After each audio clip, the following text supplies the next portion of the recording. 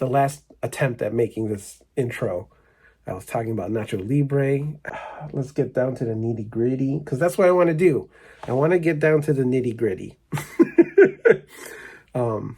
My favorite color is light tan. I love poppies. All right, I'm getting distracted. Let's start now. Please let this be the last time I recorded this intro. All right, here we go. Hello, my name is Justin, and welcome to my channel. If you're new here, I am a comic artist and children's book author and illustrator, and I do a series of videos called Con Life. At these events, I take Instagram stories, and then I put the Instagram stories all together, share that experience with you, and then talk about it for a little bit. That's what I normally do for my Con Life videos, but for this show in particular, C2E2 2026, I think I just want to share some thoughts on the show overall, the experience going in and then coming out of that show, because it was a weird one for me.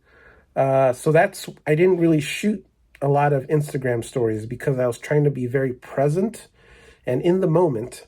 And normally my buddy Tressa Bowling, who I've tabled with at the show for I don't know how long, she was also waitlisted. And we'll get into that too.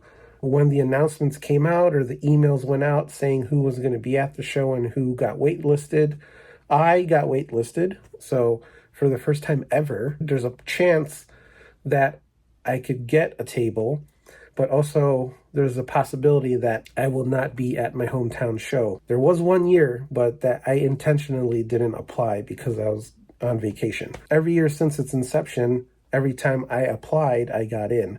So this was the first year that I got waitlisted, and I was very stung by that. I was offered a table a week before the show started. By that point, I had come to terms with like, okay, I won't be at the show. That's fine. I'll do something else. I'll put that energy towards something else. And so I was going to do a online store sale, and I was going to drop some new product in my store the same weekend of C2E2. I've grown a pretty good following through doing this show, and every year I have some regulars who come and get cardboard from me. They also buy my new things, and usually I'll have a commission to do for them. When I made the announcement that I wasn't going to be at the show, I then said that I was going to have an online store and a shop drop, and I was going to do 25% off commissions for anyone who was hoping to get something from me at the show, but sadly I wasn't going to be there, right? So that was the whole thing. I put that energy towards my online sale. And then a week before the show, I was offered a table, so I had no time really to prep, but I did have new product to sell. And so I had to redistribute that energy back into promoting that I was going to be at C2E2 without Tressa, which also felt really weird to do the show without her. And so because she wasn't there, I was, trying to be very present in that moment. And so I didn't take a lot of Instagram story stuff. Because usually when it's the two of us, we're tag teaming. One is engaging with the customer while the other one is, working on commissions or shooting silly videos like I tend to do. So I didn't shoot a lot of footage. Throughout this chat, maybe I'll throw some in here, or I have been throwing up some in here. So yeah, I was going to be there. The thing is, though, I didn't have time to really feel like I was a part of the show. So I didn't get to participate in the community zine, and I did not draw anything for the St. Jude's charity auction. And so because of those two things, not being able to participate in those two things, I felt a little disconnected from the whole experience, especially with Tressa not being there. So it was kind of a hard show for me to wrap my head around, because I was not going to be there. I was okay with it. And then I was going to be there. And so I had to get on board with it. And I was like, ooh, this is like really a roller coaster. I was tabling, and some of those regular customers that I see every year showed up and got commissions from me. They were excited that I was there, and I was, trying to engage and be very present. But yeah, there was a bit of a disconnect for me. So that was kind of a bummer. And then in general, I feel like the show had a different vibe. And it could have been because there were other things happening that weekend. There were like 4 or 5 other comic book shows happening that weekend. And, I kept mentioning Tressa. She actually was able to do her hometown show, the Lexington Comic and Toy Con, which was on the same weekend as C2E2. We were both in different spaces, and it just felt, at least for me, it just felt odd. And then on top of that, there was another No Kings rally on the Saturday of the show that drew a lot of attention away, good reason to. It was nice to see, like, all the convention people that I always run to. It was good to see family that stopped by. It was good to, have people going and digging through the cardboard, which I didn't really sell a lot of, actually. Even though I did really well there, it wasn't my best C2E2 in terms of sales. I'm meeting with my comics and coffee group tomorrow, and maybe I can ask them what their thoughts and experiences for C2E2 2026 was, and just kind of have an open discussion and just talk about it, because it did feel like some vibes were off. So here's my comics group. Okay. In general, how did you think C2E2 went? And not just in terms of sales, but like vibes and compared to other years. Well, I know friends of ours didn't get in, and they should have. Okay. And that's very frustrating. Mm-hmm. As someone who went to the show, what did you think? Like, this year felt off. Okay. To other years.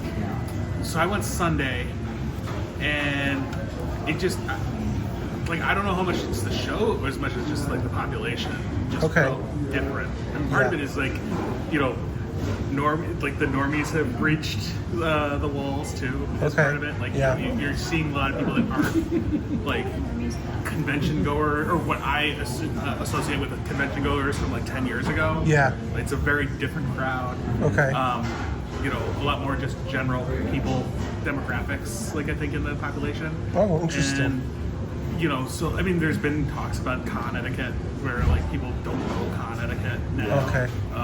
So like even walking the floor, it just felt weird. Like exhibitors felt manic. I felt like everyone was like trying to make their trying to make their table or something. It felt like everyone. It felt the whole exhibit hall felt like people were like, I need to make like my normal profit. I'm like okay. Yeah. So as exhibitors, do you feel that way? Are you want me to go first? Yeah. Okay. Yeah, I would say specifically Saturday. Friday and Sunday were normal to me. Particularly Sunday was a good Sunday. Yeah, Sunday felt like C2E2 for me. Yeah, Friday was good compared to years past, but Saturday was a pretty rough one. Like, it felt really kind of hollow. It actually gave me time to walk around a little bit because nothing was really happening for a bit. And I noticed that, like, I mean, you can really just see how inflation has impacted everything. Like, I always try to get like some sort of C2E2 memorabilia.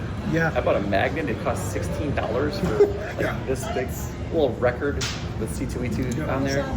Yeah. And then I got a drink at one point, which I rarely do. Was it the root beer? No, I got a beer. Like a Revolution beer? Yeah. And it was like also like $16 or something like that. Do you normally drink at a show? No. It's that bad, huh? Yeah. It was tough. Well, it was partly I got the drink. This is a side note because there was that incident with the kid missing. Yeah. And we found the kid. Yeah. But it was like my pulse was so up from that. I was just like, I need to just chill for a second. Like, I was like all that was pretty nerves. crazy. The protest was that day. Mm-hmm. I'm sure that had an impact. The 3 other conventions happening. I think it was time, 5. or 5. I know there was a Planet Comic-Con. Yeah, and then Lexington, and then Gene said there was like some writers thing happening in the burbs or something. Yeah, and wasn't the Pulp Convention also at the same time? Yeah. But that's always there, so I don't really count that. Yeah. And speaking of alcohol, I had a conversation with someone yesterday about how it felt like people were drunk more. Yeah. Whoa, really? Yeah. Like, oh, I didn't get that vibe at all. I had one guy who was clearly hammered at my table and was just like, hey, bro. Like, everything was... Yeah. everything was like squinty eyed. Yeah. Did you realize it was you 5 minutes in? It was noticeable. Yeah. I feel like more than years past. We were sharing stories yesterday at the Manuka thing about like Oh, okay. a couple incidents that were pretty rude of people who were clearly intoxicated. Oh. So I don't know what that's about, but maybe it's just the sign of the times. You guys made table back on Friday, right? Yeah. So how's the experience for you overall? Friday, like I felt like it was everyone we knew. I feel like came Friday, so Friday was like nonstop with all our regulars. Everyone just coming and seeing us, and then people just like buying a bunch of stuff. So Friday was like great. Saturday morning again, like everyone was like coming right away to like see us Saturday morning. Fantastic. Then from noon Saturday until closing Saturday, the vibe was like way down. And I keep saying, but then my phone was exploding from like everyone at No Kings. Yeah. So because of our artwork being very feminist and like inclusive, and like we actually had like No King stuff at our table, like a lot of our people I know were out protesting or like not attending the show. It was also spring break week, so like our sister couldn't even be there. So I know people who were traveling and doing other things. So the vibe was way down from like Saturday. And then Sunday was back to like a nice, like good Sunday again. But overall, like our sales were like way down from last year. Dave, what about you? Yeah, Same? I didn't feel the same as everybody else. I felt like there was a steady energy throughout the show.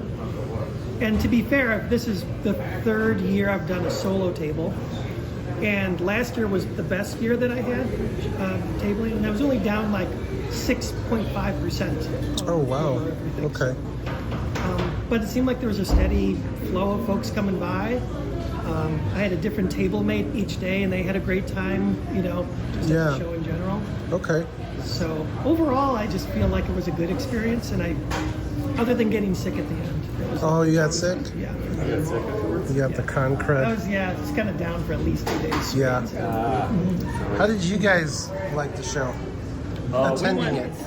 We went as attendees. The floor was kind of lacking. It was like specifically the exhibition outside of Artist Alley, it just felt like a lot of people were selling the same types of stuff and trying desperately to like cash in on whatever they thought was popular, which this year apparently is Pokemon cards. a lot of Pokemon cards. So many Pokemon cards. Nothing Not against too many. Pokemon. Not too many comic exhibitors even. There's like maybe Boom was the only comic publisher present. No presence from the big publishers, which has been the case for a while. No board games, which is actually kind of weird. That one was So- weird. No board But I know games. last year we went to C2E2. We went home and I was like, well, that's a little disappointing. Like it seemed a little lacking. This year I'm like, this was worse than last year. Okay. So Artist Alley, I thought felt okay. The quality of art in Artist Alley continues to like go up and up and up every year, which is good and bad because like you get to see some really great artists doing really great things, but also there used to be that thing at cons where like you see somebody just like with their little zine out there, and you see a little bit less of that, so it feels a little less organic. yeah, everything's very polished. Also, a lot more expensive, so you can kind of see the tariffs and everything affecting the cost of everything. Yeah, I think that was the rough part. Like I got a pro badge too, right? So like it was easier for me to spend. I definitely was hearing people like griping about like between like the parking being like what $30 now, like the pricing of the tickets just to get in, and like if you want an autograph. It's like 3 figures now for like some of those guys, right? My comic friends that are not like artists, like they specifically go for Artist Alley to see certain people. And like that's really cool. It's kind of becoming a destination for seeking people out, like not just like guys in the comics, but like I have one friend who specifically is looking for Instagram people that she follows to like buy at least like $50 worth of stuff from each of their booths. Okay. I will also say, like, I did really like that. It seems like Repop is trying to do a good job of like weeding out some of the like worst AI offenders, like in the exhibit hall. They even had like a thing that was like, take a picture and let us know if you think somebody is exhibiting AI. There were still a couple booths that. There were. Yeah, there was like, I took a picture. I did take pictures. I meant to send it, and I neglected to. There was like one guy selling like swole Pokemon shirts, where it was like, Charizard had 6 fingers and stuff. Where it's like, oh yeah, you definitely aren't even using a good model right now. You went on Sunday, right? No. Saturday? I went on Saturday. Okay, so Saturday felt empty to us. What did you think? Well, it was weird. This is the first time I've only gone one day, and it wasn't even to, like, shop. I don't know. We were only there. We were going to go to No Kings, but we had to run a panel in the afternoon on Saturday. What was your panel? It was at the arcade. It was for arcade. Oh, okay. So we had a limited time to, like, walk around before we had to get ready for that. And then when the panel was done, it was like we had an hour before we had to leave. So I think I saw everybody here. Like, I stopped by everyone's tables. Yeah. But we had a couple people who had never been to the show before, so that was fun, just kind of like showing them around. But yeah, I barely spent. Usually I walk away spending way too much money, but I barely spent anything. Because you didn't want to, or things were expensive? I just didn't really have time. Okay. So But really, it's her fault that sales were down. it's my fault. I blame you squarely. We found a kid. We saw a kid. Oh, you're the one that Yeah, found I the didn't kid? know that there was a kid. Like, when you said that, I was like, oh.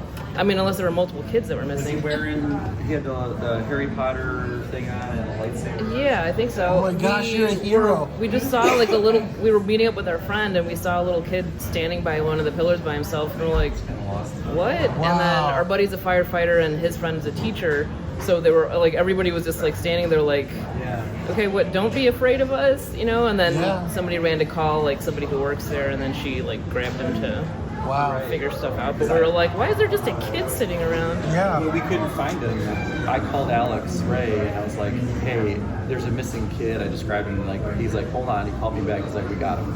And at that point, security already been there. So That's wild. We were looking around like, who are you? that's the nice thing. Who are you here with? Complimenting Repop is that I have the showrunner's phone number. Everyone does. Yeah. And I was just like, when we realized we weren't going to immediately find this kid, I'm just like, I'm going to call Alex. And he picked up right away, and he called me back right away. And then that was the end of that story. It was like that. All right, welcome back. And a big thanks to my Comics and Coffee group for sharing their thoughts on C2E2 2026. I feel like it's a lot of shared sentiment. And I think we can all agree that even though it wasn't the strongest C2E2, for some of us, we all appreciated being there and sharing in that convention experience together. So again, big thanks to them for sharing their thoughts. Let's get right into these pickups. Clearly, it's a new day. I wanted some time to put that footage that you just saw into the video. At the same time, I wanted to collect all my pickups. I'm trying to remember all the things I grabbed and got from the show. It wasn't too much. I got a pair of commissions. I try to get one every year at C2E2 for my Ninja Turtle sketchbook.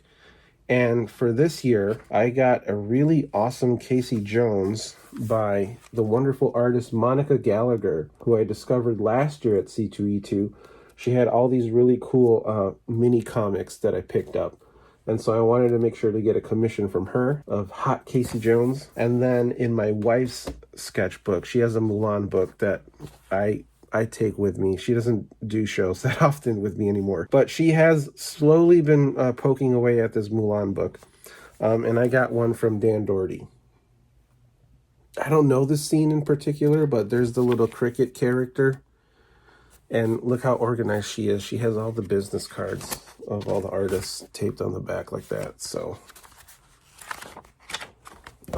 yeah. This really cool Mulan piece by Dan Doherty. Thank you for that.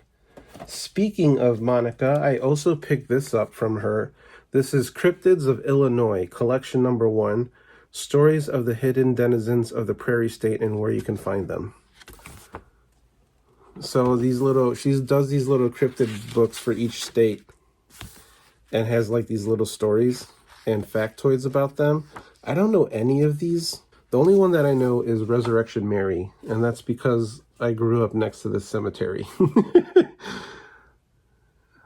She does a bunch of cryptid stuff, so super excited to add this to my little collection of mini comics from her. And then last year at WarriorCon, I met an artist by the name of Mary Shine, and she had this really interesting book, a looping comic, a comic about repeating the same day over and over again. I wanted to pick it up at WarriorCon, but she sold out. I found out she was going to be at the show, but this is Mary Shine's You and Me on repeat. And it's a story of these two main characters here who are repeating their graduation day over and over again. Super excited to check this out. Mary's really fun. She's really cool and super energetic whenever you meet her. And then lastly, my buddy Annalisa Schneider had these really fun zines and things at her table. This first one here, Dibs on a Band Name. 150 stupidly awesome band names. So this is a really fun zine. I haven't opened this yet. I'm excited to check it out. And I haven't opened this, but I just thought this was so hilarious. But it's Be Sure About That. And I Think You Should Leave Fortune Teller. Look at all those goofy images of Tim Robinson. If you're a fan of this show, I'd imagine you get a kick out of this thing. Those are all my pickups, and those are our thoughts on C2E2 2026. Thanks for being here. I hope you enjoyed this video, this different type of con life, and we will see you on the next.